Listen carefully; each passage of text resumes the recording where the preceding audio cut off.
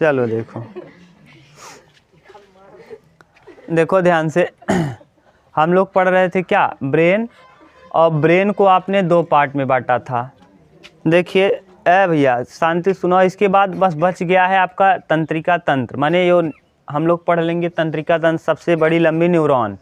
Neuron के विषय में डेंड्रॉइड्स क्या होता है, एक्सॉन क्या होता है, वो पढ़ लेंगे, कंप्लीट चैप्टर आपका। अगर आप नहीं पढ़े हैं तो आप वीडियो को बार बार देख देख के जहाँ जहाँ छूटा है उसको देखिए।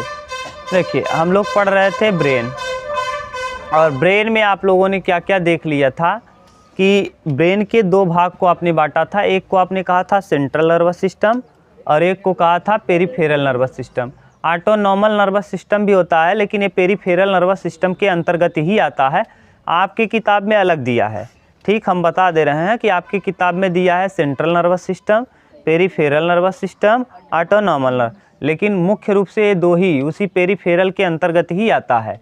देखो ध्यान से सुनो आप, हम लोगों ने क्या देखा था कि सेंट्रल नर्वस सिस्टम के अंतर्गत दो चीज़ आता है, एक ब्रेन आता है और एक स्पाइनल कॉर्ड। ब्रेन में आपने क्या क्या देखा था कि जो ब्रेन है ये तीन भाग में बटा होता है। इसको जो झिल्ली ढक के रखती है उसका नाम मेनिंजिस है, और उसमें चोट लगने पे मेनिंजाइटिस नामक बीमारी होती है, जो लाला लाजपत राय के लग गया था चोट ना, जब किसका विरोध कर रहे थे, काला कानून ना, काला कानून का विरोध करते समय उनके, हाँ, साइमन कमीशन गो बैक का नारा लग रहा था, उसी को काला कानून कहते हैं। चोट लग गई थी, ऊपर एक खोपड़ी 8 क्रेनियम की हड्डी से 8 हड्डियां इसको ढक के रखी हैं, उसका नाम है क्रेनियम। ये जो मेनिंजिस है वो 3 लेयर का बना था, ड्यूरा मैटर, पाया मैटर और आर्केनॉइड मैटर, ठीक। और इसमें द्रव भरा था जिसका नाम था सेरेब्रो स्पाइनल द्रव, ये आपने देखा। फिर ब्रेन के 3 पार्ट को आप 1350 से 1400 ग्राम का होता है, इसको 3 पार्ट में आपने बांटा था, अग्र मस्तिष्क, मध्य मस्तिष्क और पश्च। आपने अग्र मस्तिष्क को इस तरीके से देखा था कि जैसे फूल गोभी हो, और फूल गोभी में ऊपर थोड़ा सा डाउन अप हो, तो जो अप वाला भाग है उसे कहते हैं जाइरस, और जो डाउन वाला भाग है उसे सल्कस, धंसा हुआ भाग सल्कस और उभरा हुआ भाग जाइरस और सल्कस। इसके बाद आपने ये देखा था कि ये 2/3 होता है, अग्र मस्तिष्क 2/3, और सबसे छोटा होता है मध्य मस्तिष्क, और सबसे बड़ा अग्र 2/3 अकेले कवर करता है। इसके 3 भाग होते हैं, सेरिब्रम, थैलमस और सेरिब्रम, थैलमस और हाइपोथैलमस। सेरिब्रम ही आपको सबसे ज़्यादा ज्ञान कराता है। इसके बाद हाइपोथैलमस बाहरी वातावरण का, जैसे हमको ठंड लग रही है आज, देखो स्वेटर पहन लिए हैं, तो बाहरी वातावरण का ज्ञान कौन कराया, थैलमस। आंतरिक वातावरण का जो ज्ञान कराता है हाइपोथैलमस, ये आपने देख लिया हाइपोथैलमस। उसके बाद आपने देखा था मध्य मस्तिष्क। मध्य मस्तिष्क में आपने क्या देख लिया था भैया कि मध्य मस्तिष्क के 2 पार्ट होते हैं, कार्पोरा क्वार्टिजेमिना और मेडुला सेरिब्रम है। तुम मत बोलो, जब बेवकूफ़ हो तो क्या बोल रही हो। सेरिब्रम पेंडिकल, सेरिब्रल है, ब्रम नहीं है, सेरिब्रल। ब्रह्म मत कहना, ब्रह्म आ गए हैं पहले, ब्रह्मवीर बाबा पहले पूजा है, फिर आए हैं ब्रल ना, हाँ पूजा। सेरिब्रम, ब्रह्म के बाद ब्रल और अंत में आएगा बेलम। और उसके बाद तीसरा पार्ट है पश्च मस्तिष्क। पश्च मस्तिष्क के 3 भाग आप पहला देख लिए थे, पोन्स, दूसरा मेडुला ऑब्लंगेटा और तीसरा सेरिबेलम। सेरिबेलम ये 2 भाग में, 2 लोब्स में बटा होता है।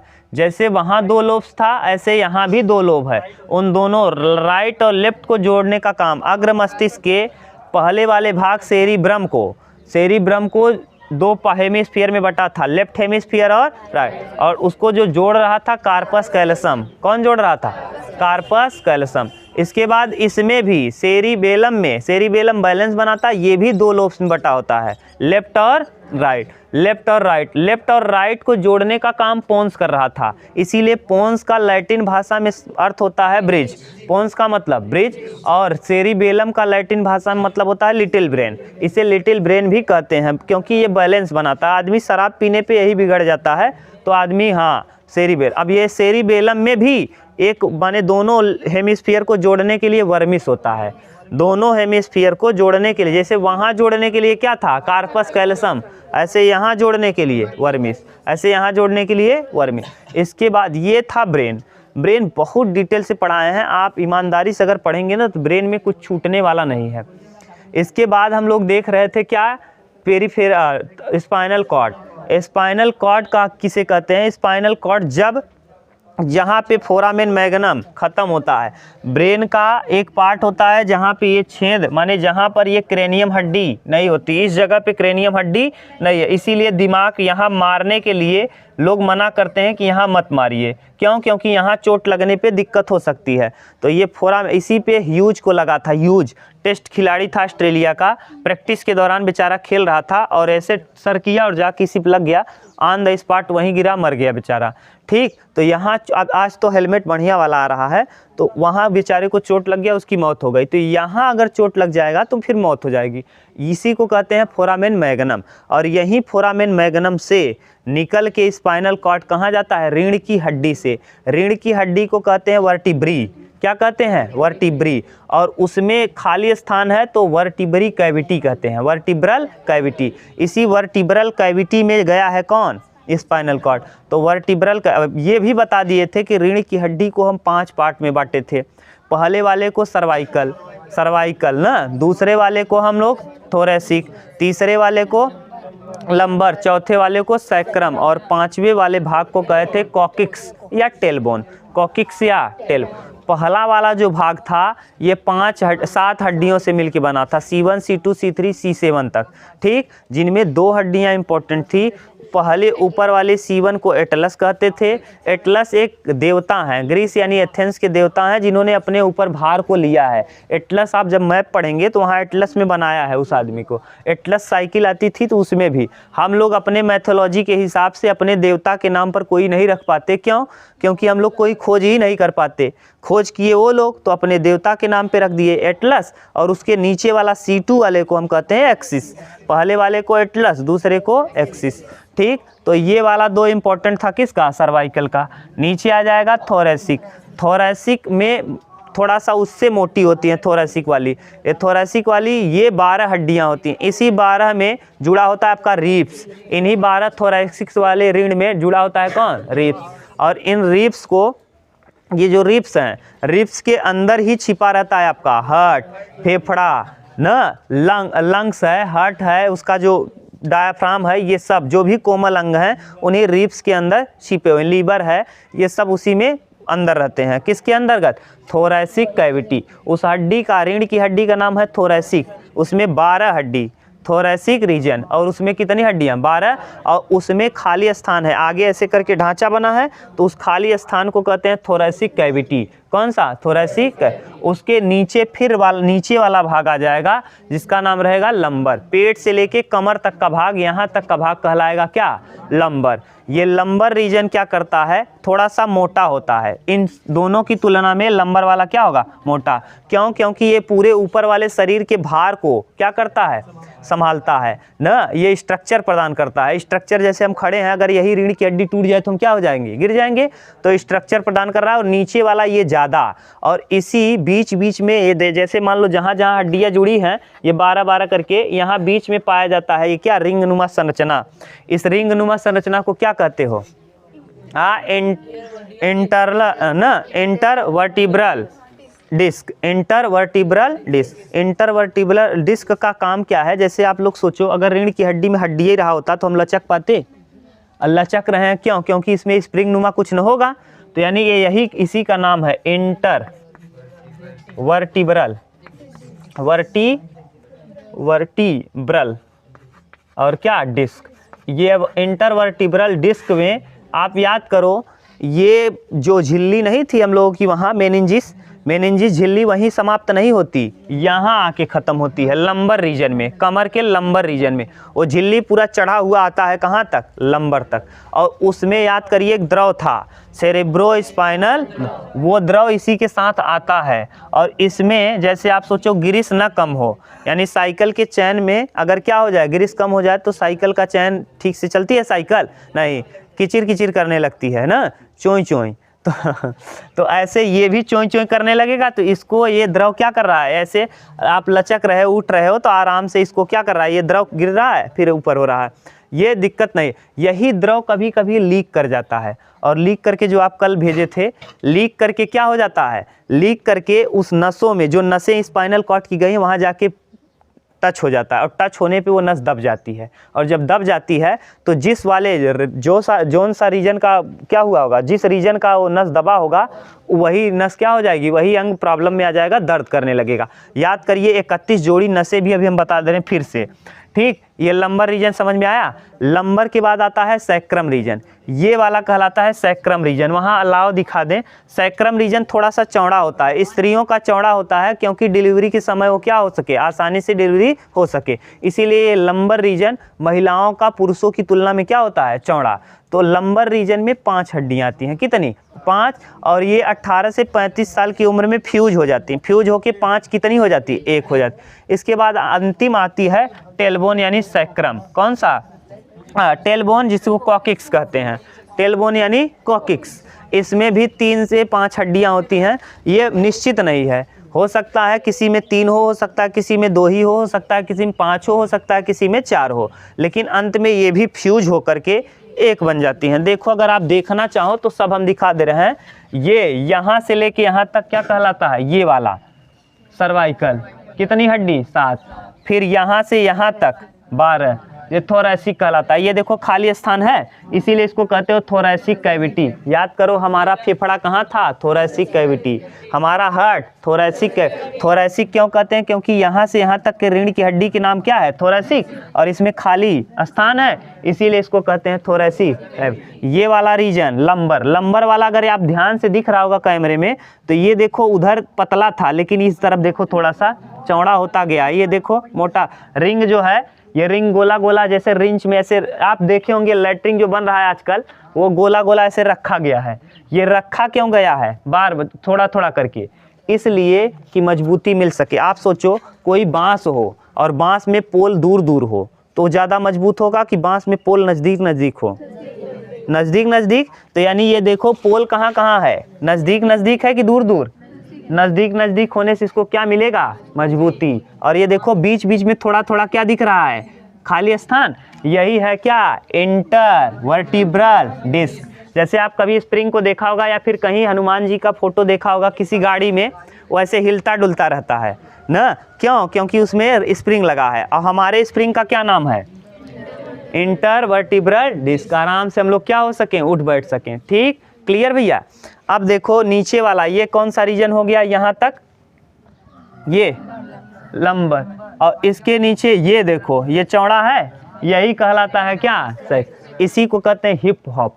क्या कहते हैं, हिप हॉप। याद करो किसी मूवी में दिखाया है, कौन सा मूवी है, द रिटर्न ऑफ रेबेल में हिप हॉप, वो हीरोइन बुढ़िया रहती है और ब्रह्मानंद कहती हिप करिए हॉप करिए ना, तो हिप हॉप सिखाती है आगे पीछे करके, तो समझ गए यही है क्या, हिप हॉप। ये देखो महिलाओं का ये क्या होगा, ज़्यादा चौड़ा, जिससे प्रेगनेंसी के दौरान माने बच्चा जब पैदा हो तो दिक्कत ना हो। इसके नीचे वाला ये देखिए पीछे वाला जो दिख रहा है ये है, ये देखो यहाँ दिख रहा है, यही है क्या, टेलबोन यानी कॉकिक्स। ये छोटा सा दिख रहा है ना, यही कहलाता है टेलबोन या कॉकिक्स। ये यहाँ तक पढ़ा दिए थे। और दूसरी बात यहाँ ये भी बता दिए थे, ब्रेन में 12 जोड़ी नसें हैं, कितनी, 12, और उसको और स्पाइनल कॉर्ड में इस वाले रीजन में कितनी जोड़ी, इस वाले में 5, ऊपर वाले में 5, तो 5 यहाँ से नसें निकलेंगी, यानी किस रीजन से, सर्वाइकल, सर्वाइकल से 5, सर्वाइकल, अच्छा यहाँ से 8, अच्छा सर्वाइकल रीजन से 8, 8 यहाँ 8 जो 8 हो गया, फिर गर्दन से यानी इसके नीचे वाला 5, 12, कितना 12, तो देखो 8 आएगा, 8 से कहाँ से आएगा, 8 सर्वाइकल से, यानी सी लिख दे रहे हैं, समझ गए ना, सर्वाइकल, थोरैसिक से 12, लंबर में 5 नस, और सैक्रम में 5 नस, और कॉकिक्स में यानी कॉकिक्स लिख लो या टेलबोन, कितना जोड़ो, 12, 8, 20, 10, 30 और 1, तो 31 जोड़ी नसें कहाँ से निकलती हैं, स्पाइनल कॉर्ड, और ब्रेन से 12 जोड़ी, तो 12 जोड़ी ब्रेन की नसों को और 31 जोड़ी स्पाइनल कॉर्ड की नसों को मिला करके पेरीफेरल नर्वस सिस्टम कहते हैं, पेरीफेरल नर्वस सिस्टम कहते हैं। क्लियर हुआ, अब ठीक से क्लियर हुआ होगा, यही कहलाता है पेरीफेरल नर्वस सिस्टम। और पेरीफेरल, अब आप यहाँ दूसरे पार्ट में घुस गए, हम लिखना चालू कर रहे हैं, देखो दिक्कत हो तो बताएं फिर से, कोई दिक्कत नहीं ना, हम बता तो दिए, एकदम आराम आराम से तो बोल रहे हैं, और आराम कहोगे तो और आराम से बोलेंगे। ठीक, ये देखो क्या था, हम लोग क्या पढ़ रहे थे, नर्वस सिस्टम, नर्वस सिस्टम माने तंत्रिका। ये आपने दो पार्ट में बांटा था। एक का नाम था central nervous system, central nervous system बोल रहे हैं पूरा, यहाँ लिख रहे हैं आधा ही, सेंट्रल नर्वस सिस्टम। दूसरे का नाम था पेरिफेरल नर्वस सिस्टम। फिर से बोल दे रहे हैं जैसे आप कंफ्यूज ना हो। एक आपके यहाँ और दिया है किताब में, ऑटोनॉमल नर्वस सिस्टम, लेकिन ये इसी का भाग है। ठीक, आप बड़े क्लास में पढ़ेंगे तो यही पढ़ेंगे, पेरिफेरल के अंतर्गत ही आएगा कौन, ऑटोनॉमल नर्वस सिस्टम। ये सेंट्रल नर्वस सिस्टम में दो चीज़ आएगा, एक आएगा कौन, ब्रेन। और ब्रेन के विषय में खूब अच्छे से हम आपको बता दिए कि ब्रेन कितना वजन होता है, महिलाओं में क्या होता है, क्या क्या कैसे कैसे सब कुछ ना। महिलाओं में कम होता है ब्रेन का वजन, क्या होता है, कम। तो कम वजन इसलिए होता है कि आप लोगों का दिमाग क्या कर सकें, चाट सकें ना, थोड़ा बहुत हम लोगों का चाट सके। और करती नहीं है, अरे भैया एक से एक नखराबाज रहती ना, तुरंत बीमार हो ही, तुरंत अगर झगड़ा करे तो कब हो यहीं, तुरंत बीमार पड़ी ही, बीमार हो 10-15-20 दिन बीमार रही, तब उठी, दवाई न खही, दवाई न खही, हाँ वो बीमारी भूत प्रेत वाला पकड़ ले, फिर जौन VIP नखड़ा कर ले ना, हालत पंचर हो जाए तो हार, समझ गए। तो ये ब्रेन, तो ब्रेन महिलाओं में कम होता है, क्यों, क्योंकि पुरुषों का दिमाग चाट सकें ना। अरे यहाँ देखते नहीं हो, यहाँ अभी देखो बैठी रहती है, तो हम यहाँ पढ़ाते रहेंगे तो वहाँ, हाँ गुरु जी हाँ सुनत है, वर्षा एक दिन नहीं थी यहीं बैठी थे। अभी देखो हम ब्रेन पढ़ा रहे हैं, ये इससे पूछ रहे हैं तो हम सेंट्रल का बात कर रहे हैं तो कह रहे पेरिफेरल में आ जाओ। अरे पहले इधर ना देखे नहीं अभी, तो यही है ना, इन लोगों का सोचती रहेंगे कुछ और आप बोलोगे। अभी दिमाग कहीं दूसरी जगह चल रहा था तो बोले हाँ हाँ गुरु जाइए, हाँ पेरिफेरल नर्वस सिस्टम। अब तक दूसरे दर दिमाग रहा तो तुरंत बोल दी पेरिफेरल नर्वस सिस्टम। तो ब्रेन के कितने पार्ट, 3, अग्र मध्य और, यानी फ्रंट, फ्रंट ब्रेन, इसे फ्रंट कहते हो, हाँ अग्र, फोर ब्रेन, अच्छा फोर ब्रेन, और मिड ब्रेन और hind brain, hind brain. Fore brain के 3, मिड के 2, हिंड के 3, यानी इसके 3 पार्ट, इसके 2 पार्ट, इसके 3, ये तीनों आप पढ़ लिए हैं।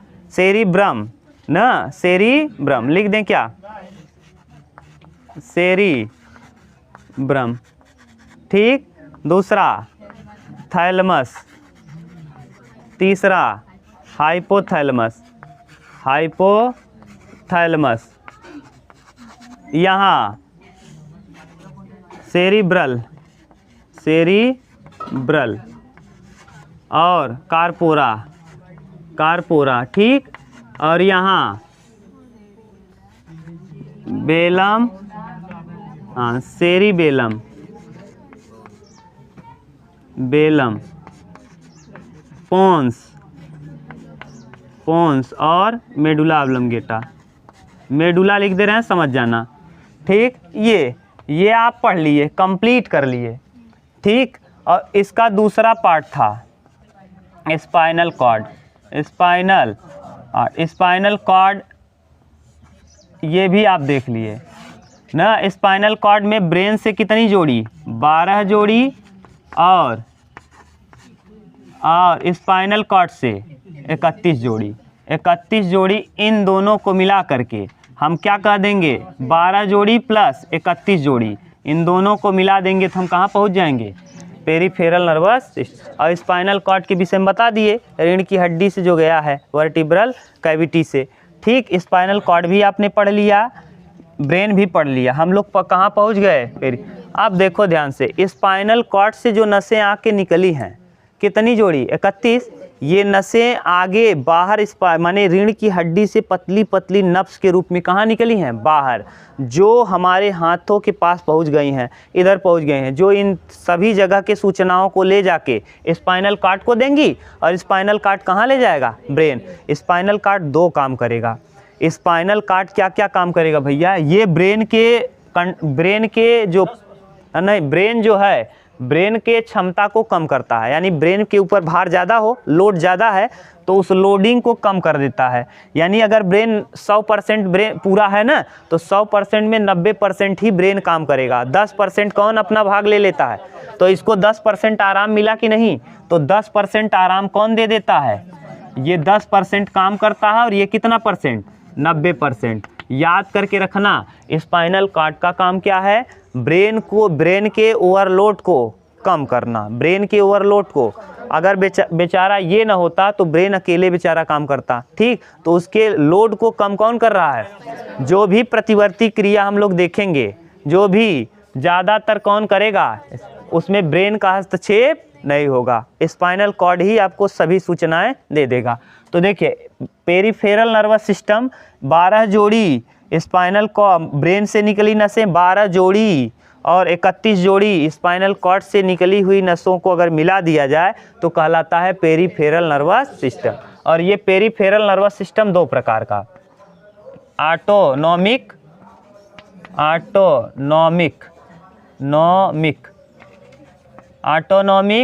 और सोमैटिक। ऑटोनॉमिक नर्वस सिस्टम और सोमैटिक नर्वस सिस्टम। और ऑटोनॉमिक भी दो प्रकार का, सिंपैथेटिक और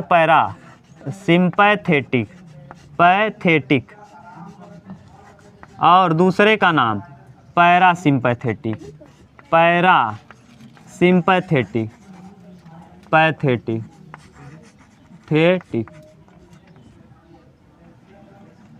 पैरासिम्पैथेटिक, सिंपैथेटिक अनुकंपी और परानुकंपी, हिंदी में इसे कहेंगे अनुकंपी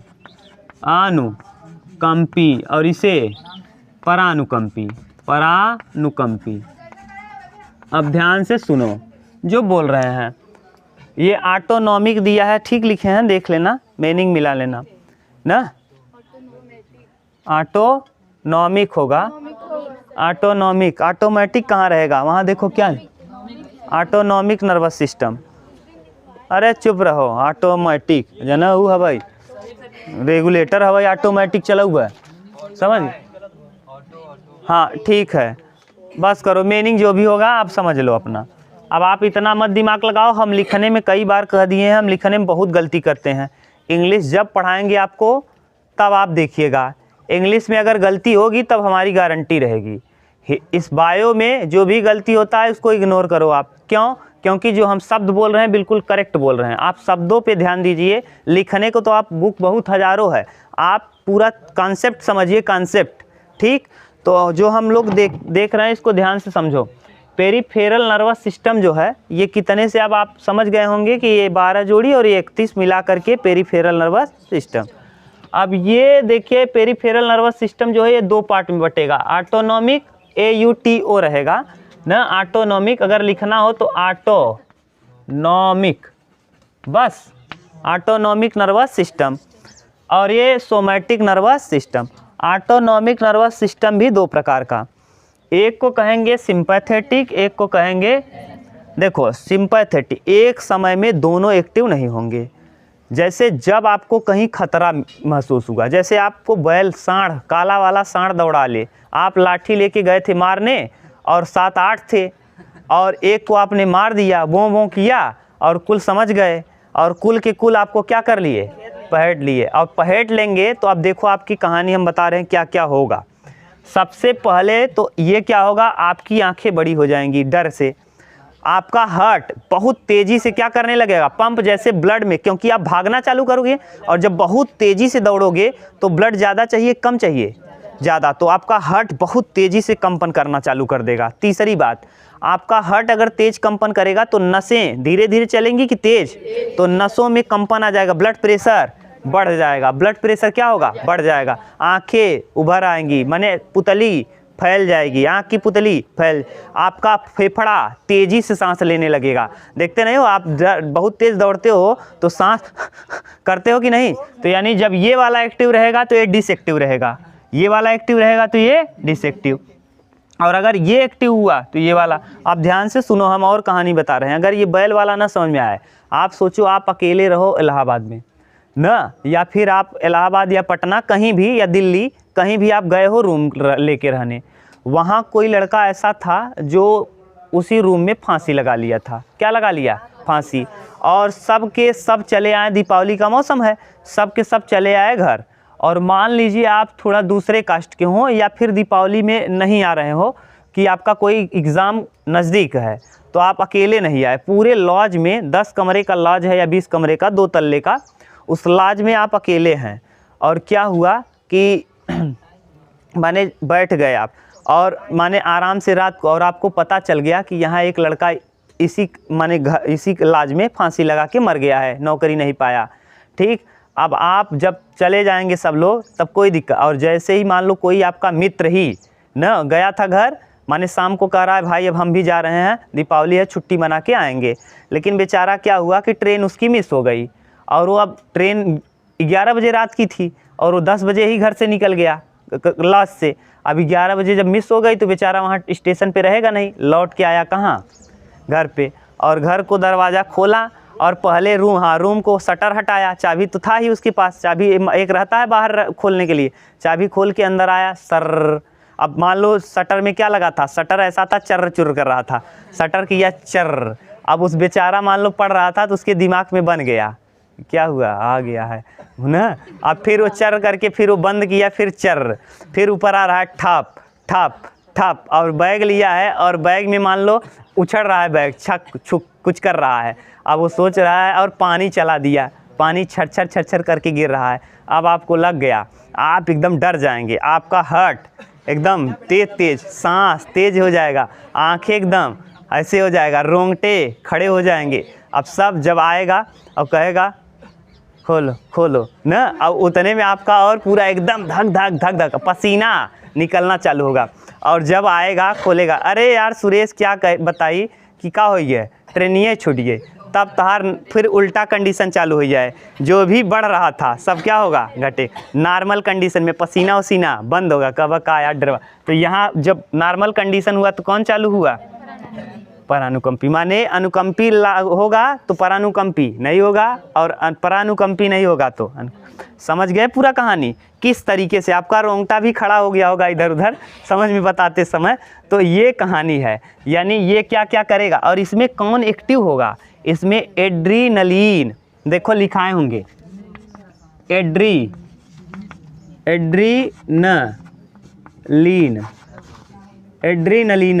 रसायन। एड्रीनलीन रसायन किसका स्राव होता है?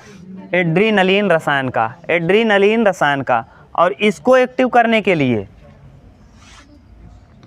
इस वाले को एसिटाइल, हाँ एसिटाइल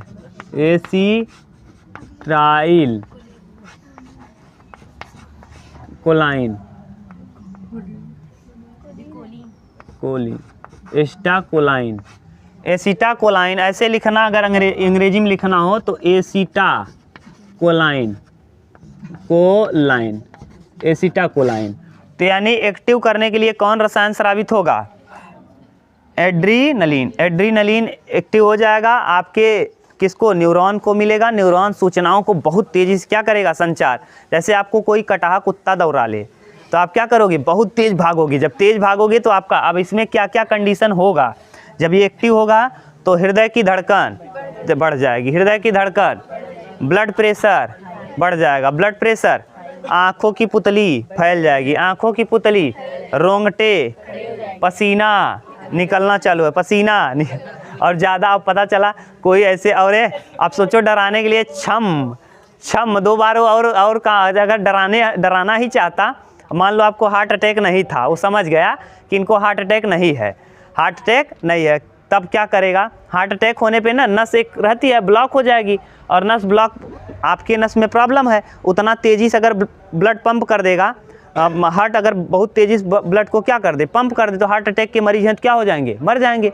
तो अगर हार्ट अटैक ना हो और आपका मित्र जान गया हो कि इसको हार्ट अटैक नहीं है, अब वो क्या करेगा? सोचेगा आज मज़ा लेते हैं, लाएगा क्या? पायल, या फिर कोई है छम छुम करने वाला, अगर छम छम। आप इतने में ना आपका पूरा एकदम होश उड़ जाएगा, पूरा बंद करके पसीना से लथपथ पूरा ना, एकदम डर में, एकदम बहुत भयानक डर जाओगे। तो कौन एक्टिव हो जाता है? एड्रीनलीन रसायन, एड्रीनलीन रसायन। ठीक, अनुकंपित समझ में आया? क्या क्या होगा आप बता सकते हो? क्या क्या? हृदय का धड़कना बढ़, सांस तेज लोगे, सांस की गति तेज, आँख का फैल जाना, आँख बड़ी बड़ी हो जाएगी। और दूसरा बात, लार और सूख जाएगा, मुख सूख जाएगा एकदम। हाँ, लार एकदम, हाँ प्यास लग जाएगी, लार एकदम सूख जाएगा। लार क्या हो जाएगा? एकदम से सूख जाएगा, लार निकलना बंद हो जाए, बहुत सारा काम हो जाएगा, लार भी आपका बंद हो जाएगा। समझ गए? होठ सूख जाएगा, ये जब चालू ये होगा, समझ गए? तो बहुत सारी घटनाएं हो जाए, रोंगटे खड़े हो जाए, पसीना निकलना चालू। और इसका उल्टा जस्ट ये, लेकिन एक समय में दोनों काम करेंगे। भगवान सोचो कितना होशियार है, एक समय में दोनों दे देते, वो आगे करता है पीछे करता, वो आगे करता ना, धक्का धुक्की हो जाता, झगड़ा हो जाता। तो ये समझ गए? अब आपको क्लियर हुआ होगा पेरिफेरल नर्वस सिस्टम क्या है। अगर कहीं प्रॉब्लम हो तो फिर से हम रिपीट करें किसी शब्द को, ठीक?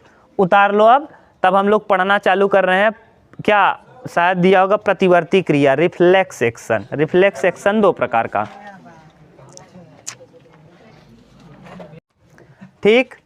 ये आप सब देख लिए। अब हम लोग यहाँ अगर आपको दिक्कत हो तो बताओ, कहीं नहीं ना? जैसे आप कोई घटना भी देखते हो तब भी ये एक्टिव हो जाता है, बहुत तेज़ धड़कने लगता है। देखा होगा आपने, मान लो कोई बहुत तेज़ घायल हो गया, बहुत भयानक रोड पे एक्सीडेंट हुआ और उसका पूरा एकदम भयानक तरीके से उसको चोट लग गई, तब आप देखोगे तो आप क्या हो जाओगे? डर जाओगे ना? हाँ, अचानक तो बहुत तेज़ी से हार्ट क्या होने लगेगा? कूदने लगेगा, ठीक? तो लब लब लब लब नहीं करेगा गधा, लब डब करेगा, लब लब लब लब कर देगा तो साफ हो जाओगे ना, दोनों करेगा, लब डब, या लब लब लब लब नहीं करेगा गधा ना। तो प्रतिवर्ती क्रिया, प्रतिवर्ती क्रिया या रिफ्लेक्स एक्शन। देखो प्रतिवर्ती क्रिया कहते किसे हैं पहले ये समझ लो, दिख रहा है कि नहीं कंप्लीट? ठीक, प्रतिवर्ती क्रिया या रिफ्लेक्स एक्शन ऐसी क्रिया जो तुरंत घटे। कैसे घटे? तुरंत, ये तुरंत घटे ना, बिना सोचे। इसमें ब्रेन भाग नहीं लेता।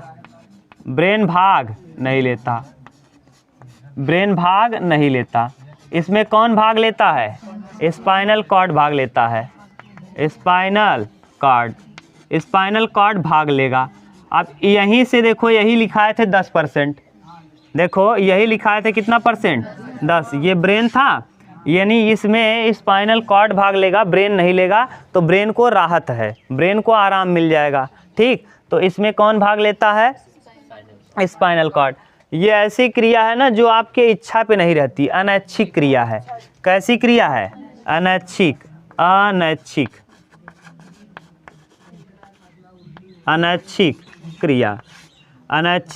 क्रिया। अब ये भी दो प्रकार का होता है। प्रतिवर्ती क्रिया कितने प्रकार का? दो। एक का नाम है सरल, एक का नाम अनुबंधित। सरल और अनुबंधित। अच्छा, इसका बोलो तब प्रतिबंधित या अबंधित। प्रतिबंधित या अब, और ये अनुबंधी। अब देखो प्रतिबंधी क्या होगा? ये ना, ये ऐसा क्रिया होगा जो आनुवांशिक होगा। आनुवांशिक माने आपको अपने जन्म से मिलेगा, ये चीज़ आपको करना है। जैसे किसी विशेष समय में किसी विशेष जानवर का जनन करना, किसी विशेष समय में विशेष जानवर का जनन करना ना।